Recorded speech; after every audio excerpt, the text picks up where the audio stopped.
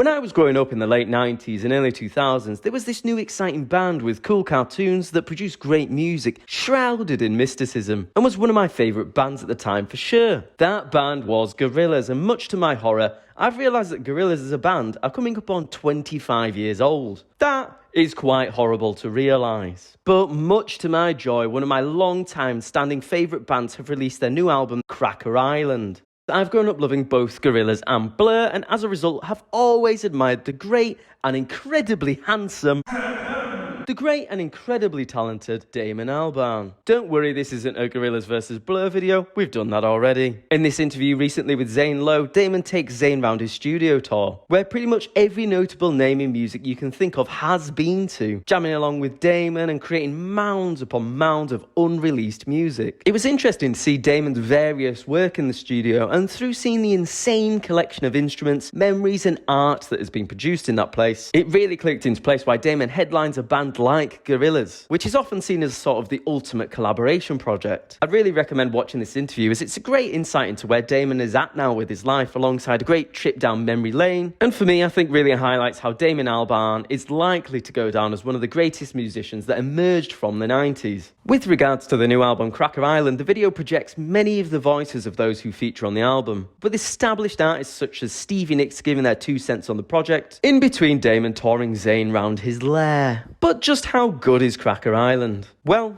let's get on with it then. Now, at first glance, this album is absolutely fantastic and packed with great features, as we become used to in a Gorillaz album. The general feel of the album is the classic electronic style music we've previously heard by Gorillaz, but is certainly leaning into a more alternative pop style.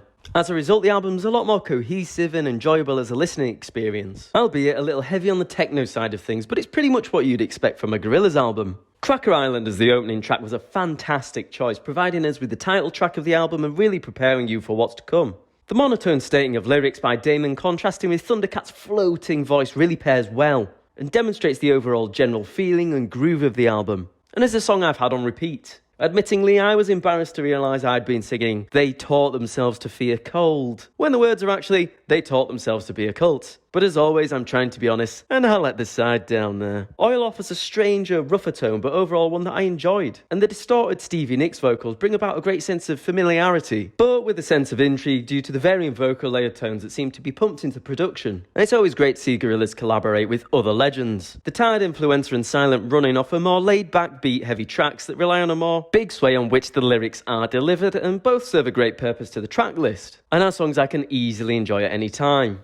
New Gold featuring Tame Impala and Booty Brown is still a massive highlight for me on this album. I absolutely loved this song when it came out as a single, and I was worried I might get a bit tired of it by the time the album dropped. But I was absolutely wrong, and I still love it. It really reminds me of the songs that featured on Demon Days, and Tame Impala's voice just elevates the entire track. Baby Queen and Tarantula were more of the same style that featured previously on the Tired Influencer and Silent Running. Now, I've spoken about this before, if you stick to a type of formula for a fair bit of your album, you better make sure it's a good formula, and well, Cracker Island's more formulaic songs, in my opinion, are fantastic. I could listen to this style of music production constantly, as it makes for such easy listening that remains slightly upbeat and doesn't bore me. Now, whilst it might not be the most exciting style that riles me up, I think it fits perfectly in between the more hype songs, and sometimes more of the same is a good thing. Tormentor featuring Bad Bunny is probably the most different song on the album in comparison to the rest of the track list. Now, that doesn't mean it's bad at all, it just means it's different. And I like the song, but it probably isn't just to my taste, I'd say. It's not a track I'd skip by any means, but it's maybe one that wouldn't make my playlist. Moving on to Skinny Ape, this song really is a battle of two halves. We have the more relaxed, chilled tones throughout the first half, then it branches into absolute techno madness for the second half. Now, this song doesn't hit quite right when you're sat listening to it at a desk,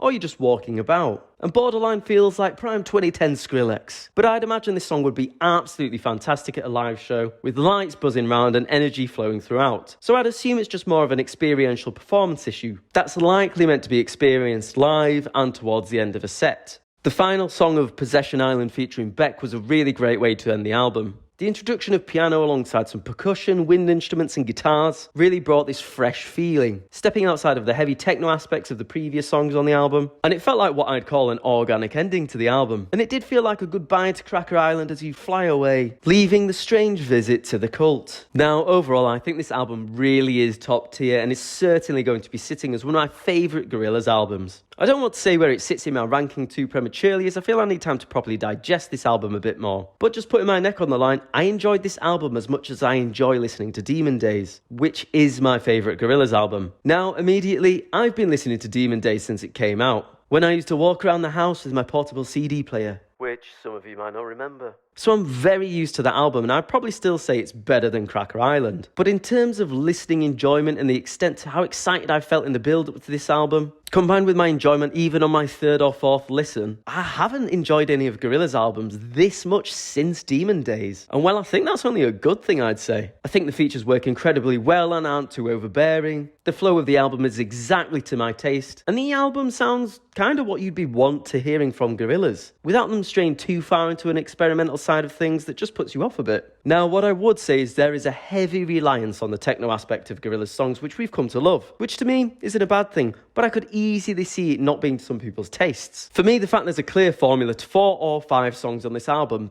does work, as the songs are of pretty good quality. But I'm also aware that's maybe a pitfall of the album, meaning that it could be stabbed at for saying there isn't enough variety on the album. But that is going to come down to just your preference. I think variety on an album can be both a good and a bad thing if you have too much or too little of it. And well, I'd say Cracker Island sits right on the borderline of having too little amount of variety. I can't say it doesn't have enough variety, but it is pushing it a bit at times. But overall, I think this album is really great, and I've had it on repeat since it came out. I'm feeling a nice strong 8 for this album, and I genuinely mean that. In my opinion, Damon and co have really done themselves proud with this one, once again proving what a